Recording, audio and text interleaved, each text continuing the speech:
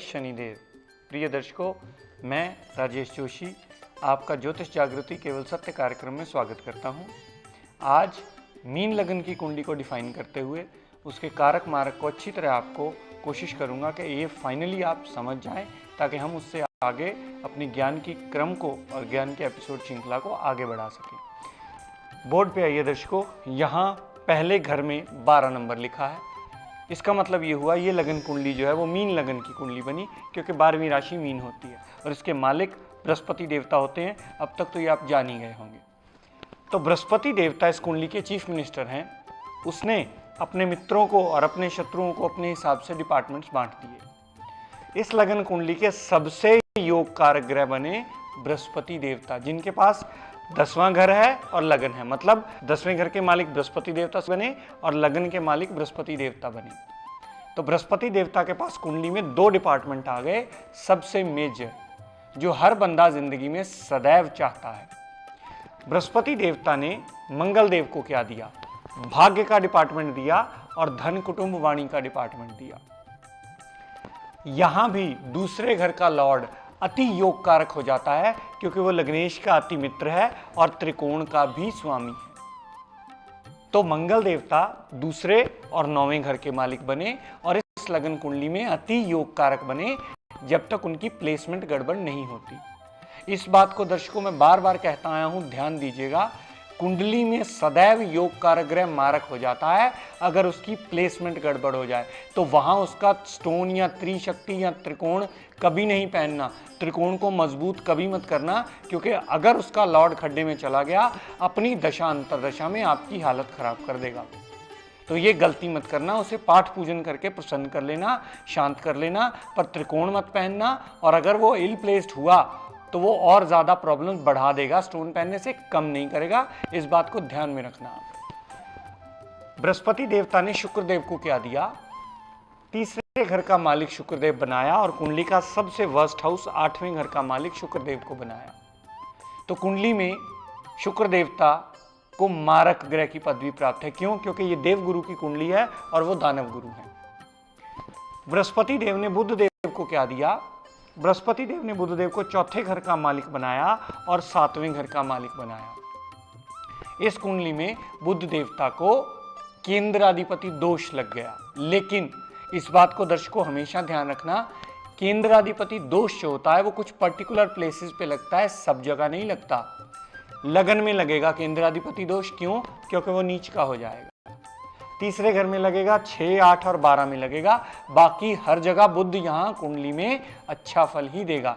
लगन में नीच होने की वजह से, ये 4 भाव खराब होने की वजह से 3, 6, 8 और 12, इस वजह से इसको केंद्राधिपति दोष लगेगा। बाकी हर जगह अपनी दशा अंतरदशा में वो सदैव अच्छा फल देगा।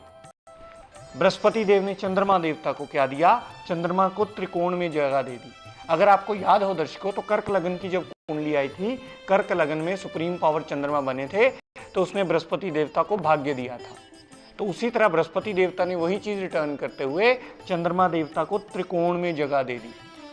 तो चंद्रमा देवता को बहुत अच्छा डिपार्टमेंट मिल गया, संतान का, पेट का, रोमांस का, अनसर्टेन गेन का, ये सारे डिपार्टमेंट उसने चंद्रमा देवता को दे दिए। तो चंद्रमा देवता भी इस कुंडली में अति योग कारक ग्रह बने। सूर्य देव को क्या दिया? क्योंकि 5 नंबर के मालिक सूर्य देव होते हैं। तो सूर्य देव को क्या दिया? सूर्य देव को रोग, ऋण, शत्रु, दुर्घटना, मुकदमा दे दिया। क्यों? क्योंकि जब सिंह राशि लगन में आई थी तो उसने मीन राशि को 8वां घर दिया था। उसी परंपरा को निभाते हुए मीन लगन में बृहस्पति देवता ने सूर्य देव को 6ठा घर दे दिया। तो सूर्यदेव अति मारक ग्रह हो गए। हालांकि वो इसके मित्र हैं, लेकिन अति मारक ग्रह बन गए। पूरी कुंडली में कभी भी वो अच्छा रिजल्ट नहीं देंगे। जब उसकी दशा अंतरदशा चलेगी, सदैव प्रॉब्लम्स ही देंगे। अगर कहीं विपरीत राज्यों की कंडीशन अप्लाई होगी तो वो अच्छा फल देंगे, अन्यथा वो सदा बुरा फल ही देंगे, क्योंकि अति मारक ग्रह हैं। मारक की डेफिनेशन में बार बार बोलता आया हूं, जहां बैठना, जहां देखना, जहां जाना, उस घर का नुकसान करना। बात करते हैं दर्शकों शनिदेव की। शनि देवता को क्या दिया? शनि देवता को 11वें घर का मालिक बनाया और 12वें घर का मालिक बनाया। 11वां घर हालांकि लाभ स्थान है, लेकिन वो 6ठे से 6ठा भी है। 12वां घर व्यय का है, आप सब जानते हो अब इस बात को। 12वां घर व्यय का है, उसके मालिक भी शनिदेव बने। 11वां घर लाभ का है, इसके मालिक भी शनिदेव बने। शनिदेव इस लगन कुंडली में अति मारक हैं, कभी अच्छा फल नहीं देंगे, सिर्फ तब अच्छा फल दे सकते हैं जब उन पर भी विपरीत राजयोग की कोई कंडीशन अप्लाई हो, अन्यथा वो सदैव नुकसान करेंगे। जिस भाव में जाएंगे, जिस भाव को देखेंगे, जिस भाव में बैठेंगे, वहां नुकसान करेंगे, वहां दिक्कत परेशानियां करेंगे। तो दर्शकों, आपने समझा, बृहस्पति देवता ने खुद योग कारक पहले बने, अभी हम प्लेसमेंट्स की बात नहीं कर रहे हैं। मंगल देव को अति योग कारक बनाया, बुध प्लेसमेंट के अकॉर्डिंगली अच्छा या बुरा होता है। चंद्रमा देवता को अति योग कारक बनाया, सूर्य देव को अति मारक बनाया, शुक्र देव को मारक बनाया और शनिदेव को मारक बनाया। दर्शकों, अब इसके बाद बात हम करेंगे प्लेसमेंट्स की, जहां ग्रह का असली वजूद पता चलता है कुंडली में, कि वो कुंडली में खड़ा कहां है और क्या रिजल्ट्स देने वाला है, और सबसे बड़ी बात कि उसकी कैपेबिलिटी कितनी है, डिग्री वाइज वो कितना बल लेके बैठा है, षडबल कितना है, नमाश में उसका बल कितना है। ये सारी चीजें देखने के बाद ही आप फाइनल कंक्लूजन पे पहुंच सकते हो कि ये ग्रह कितना अच्छा या कितना बुरा रिजल्ट दे सकता है हमें। बृहस्पति देवता लगन के और 10वें घर के मालिक होते हुए अगर 5वें घर में आ जाएं तो वो उच्च के हो गए, बहुत बढ़िया हो गए। लेकिन अगर डिग्री वाइज शून्य हुए तो कभी पूरी जिंदगी रिजल्ट नहीं देंगे वो। क्यों? क्योंकि उसमें बल नहीं है। यहां आप उसको पुखराज पहन के एक्टिवेट कर सकते हो, बहुत अच्छे रिजल्ट्स देंगे। 28 डिग्री चले गए, अस्त हो गए, तो बृहस्पति को एक्टिवेट किया जा सकता है। बृहस्पति देव दूसरे घर में बैठे हों, अपने कारक भाव में बैठे होंगे, बड़ा अच्छा फल देंगे, लेकिन अपना बल होना चाहिए। बृहस्पति देव 11वें घर में आ जाएंगे, कभी अच्छा फल नहीं देंगे। क्यों? क्योंकि यहां वो नीचता में आ गए, और यहां नीचता में आ गए और किसी झोला छाप पंडित ने आपको कह दिया त्रिकोण पहन लो, आपका सत्यानाश कामकाज और हेल्थ दोनों कर देगा। क्यों? क्योंकि ये नीचता में उठ के कामकाज चला गया है और खुद आप उठ के स्वयं नीचता में आ गए। वो रिजल्ट कभी अच्छा देने देगा ही नहीं आपको।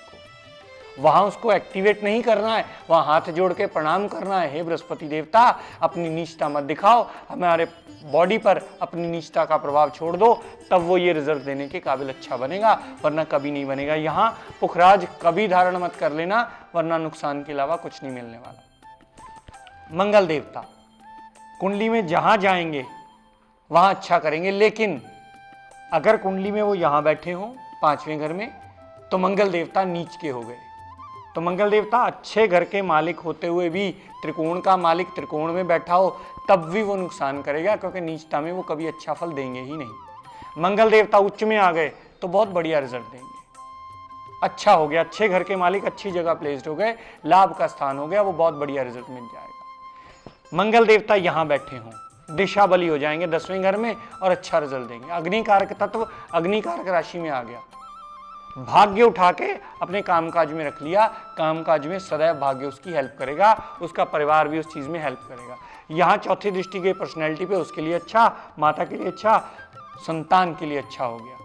क्यों? क्योंकि योग कारक ग्रह हैं। जैसे मार्क की डेफिनेशन बताई थी, योग कारक की डेफिनेशन होती है जहां बैठना, जहां देखना, जहां जाना, उस घर की वृद्धि कर देना। इसीलिए कहा जाता है कि अगर 6, 8, 12 में बैठ गए तो 6, 8, 12 घर की वृद्धि कर देगा, और वो सदा नुकसान तुल्य होता है, वो सदा मृत्यु तुल्य कष्ट तक दे देता है इंसान को, तो वो सदा मारक गिना जाता है। वो कारक होते हुए भी इल प्लेस होने की वजह से सदैव मारक के रिजल्ट देता है, क्योंकि उसकी प्लेसमेंट गलत हो गई। साधु जितना मर्जी अच्छा होगा, ठेके पे जाके बैठेगा तो वो सदैव नुकसान देगा। मैंने पहले भी ये एग्जाम्पल आपको बताई थी। बात शुक्र देवता की करें, 6, 8, 12 में अगर प्लेनेट पड़ा हो, 6वें घर में, 8वें घर में, 12वें घर में अगर शुक्र देवता पड़े हों, तो उस पर विपरीत राजयोग की कंडीशन अप्लाई होगी। वो विपरीत राजयोग आपको अच्छा फल दे सकता है, अन्यथा किसी भी और भाव में बैठा हुआ शुक्र देवता कभी भी आपको पूर्णतः अच्छे रिजल्ट देगा ही नहीं। क्यों? क्योंकि इस कुंडली में लग्नेश का एंटी पार्टी है, लग्नेश देवगुरु हैं, ये दानव गुरु हैं। शुक्रदेव और कहीं भी केंद्र या त्रिकोण में बैठे होंगे, सिवा नुकसान के कुछ नहीं देने वाले, क्योंकि वो ऑब्स्टेकल्स, टेंशंस और मेहनत, छोटे भाई बहन का डिपार्टमेंट लेके बैठे हैं, सदैव नुकसान ही करेंगे। ध्यान देने योग्य बात है, इसको कभी भी एक्टिवेशन में लाना तो दूर की बात है, पाठ पूजन करके सदैव इसको प्रसन्न रखना। जब इसकी दशा अंतरदशा चले, दान पुण्य करके इसके पाप प्रभाव डिक्रीज करते रहना, लेकिन ये जरूर देख लेना कि उसकी प्लेसमेंट कहाँ है। कहीं विपरीत राजयोग में हुआ और आपने दान कर लिया, रिजल्ट सारे उल्टे हो जाएंगे। दिक्कत परेशानियां देना शुरू कर देंगे। बात करते हैं बुध देवता की। मैंने पहले भी बताया था, पहले घर में, तीसरे, छठे, 8वें, 12वें में बुध देवता सदैव बुरा फल देंगे, बाकी हर जगह वो कुंडली में कहीं भी हो अच्छा फल देंगे। चंद्रमा देवता कारक ग्रह है, लेकिन यही चंद्रमा उठ करके 9वें घर में आ जाए बहुत बुरा हाल करेगा। क्यों? क्योंकि वो नीच का हो जाएगा। यहाँ अपनी दशा अंतरदशा में मृत्यु तुल्य कष्ट तक देगा। स्टमक को प्रॉब्लम, संतान से problem, uncertain loss, love romance में फेलियर, ये सारी चीजें देगा, क्योंकि नीचता में आ गई है। बुद्धि डिप्रेशन में जल्दी आ जाएगी। सूर्यदेव की बात करें, अति मारक ग्रह हैं। सिर्फ वो यहां बैठे हुए और यहां बैठे हुए अच्छा फल देंगे, यहां भी पूर्णतः अच्छा फल नहीं देंगे, क्योंकि यहां वो नीच के हो गए। सूर्य का लॉर्ड, 6वें घर का लॉर्ड सूर्य बनता है, वो यहां बैठ गया, उच्च का तो हो गया, लेकिन डिपार्टमेंट सबसे गलत लेके बैठा है। जब उसकी दशा अंतरदशा चलेगी, सेवा प्रॉब्लम्स के उसने कुछ नहीं देना, क्योंकि उसके पास डिपार्टमेंट ही गड़बड़ है। बात शनिदेव की फाइनलाइज में करें, जहां बैठना, जहां देखना, जहां जाना, उस घर का नुकसान करना, क्योंकि मारक ग्रह है। सिर्फ एक ही कंडीशन कि विपरीत राज्यों की थ्योरी ना अप्लाई हो रही हो, शनिदेव कहीं 8वें में ना पड़े हों या कहीं 6ठे में ना पड़े हों। अगर 6ठे, 8वें, 12वें में पड़े हुए और विपरीत राज्यों की कंडीशन अप्लाई हुई, यानी कि लग्नेश कहीं बली हुआ, तो वो पूर्णता फल देंगे, अन्यथा वो कभी पूर्णता फल नहीं देंगे। हर स्थिति में नुकसान देंगे। जिस भाव में बैठेंगे नुकसान, जिस घर में जाएंगे नुकसान, जिस घर पे दृष्टि डालेंगे उस घर के रिगार्डिंग भी अति नुकसान ही देंगे। तो दर्शकों, इस बात को ध्यान दीजिएगा कि प्लेसमेंट बहुत मैटर करती है। अगर योग कारक ग्रह की प्लेसमेंट डिस्टर्ब हो गई, चाहे वो त्रिकोण है, वो भी बुरा फल देगा। अगर प्लेसमेंट ठीक हो गई या विपरीत राजयोग में आ गया, तो त्रिक भी आपको अच्छा फल दे सकता है। इस बात को ध्यान रखिएगा, इस बात को बड़े गौर से समझना होता है। सदैव कह दो त्रिकोण अच्छा फल देता है, तो त्रिकोण सदैव अच्छा फल नहीं देता। सदैव त्रिक बुरा फल देता है, तो सदैव त्रिक बुरा फल नहीं देता।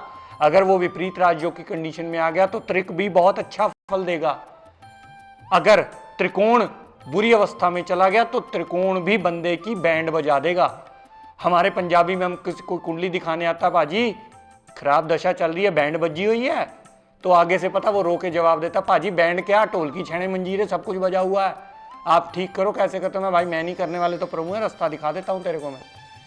तो इस बात को ध्यान दीजिएगा, एक ही फार्मूला नहीं है कि त्रिशक्ति मजबूत करो, त्रिकोण पहनो तो गाड़ी चलेगी, पट्टा बिठा देगा ये त्रिकोण आपका। अगर इल प्लेस्ड हुआ तो कुंडली में कहीं का नहीं छोड़ने वाला आपको ये त्रिकोण। अगर इल प्लेस्ड हो गया, नीच हो गया, अस्त हो गया, 0 डिग्री हो गया, 29 डिग्री चला गया, कभी रिजल्ट नहीं देने, आपको इसको ठीक करना पड़ेगा। तो ये बात ध्यान से समझना, मैंने बार बार ये बात कही कि सही प्लेसमेंट होना बहुत मैटर करता है। आज अपनी वाणी को यहीं विराम देता हूं। आज का टिप ऑफ द डे देता हूं आपको, ध्यान से समझिएगा। ये गृहिणियों के लिए है, जिनके घर में अक्सर बरकत की प्रॉब्लम आती है, कि घर में कमाते बहुत है, बरकत नहीं आती। मैंने पहले भी 1-2 एपिसोड्स में उनके टिप दिए हैं, आज एक और अच्छा टिप देता हूं आपको। सदैव अपना कूड़ेदान ढक के रखें, कभी भी कूड़ेदान का मुंह खुला नहीं होना चाहिए। वो नेगेटिव एनर्जी पूरे घर में फैलाता है और हमेशा नेगेटिव ऊर्जा से हमारे पूरे घर का बैलेंस हिल जाता है। जहां गंदगी होगी वहां लक्ष्मी मैया का वास नहीं होगा, वहां लक्ष्मी मैया कभी आएंगे ही नहीं। खड़े खड़े आए और खड़े खड़े ही चले गए। इस बात को सदैव दिमाग में रखिएगा।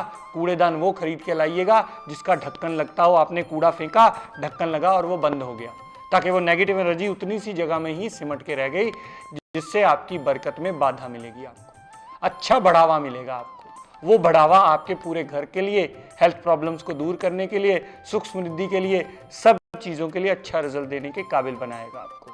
तो सदैव, क्योंकि कूड़ा नेगेटिव रिजल्ट देता है, शनि राहु को प्रतीक करता है, शनि राहु का रिप्रेजेंटेटिव है वो फैलेगा जितना नेगेटिव रिजल्ट देगा, उसको जितना समेट के रखोगे उतना अच्छा फल देगा। इसी बात को आज यहीं समाप्त करते हुए सबके लिए मंगल कामना करता हुआ, शनिदेव से प्रार्थना करता हुआ कि हे शनिदेव, अपनी कृपा दृष्टि, अपनी दया दृष्टि मेरे ऊपर, मेरे परिवार पर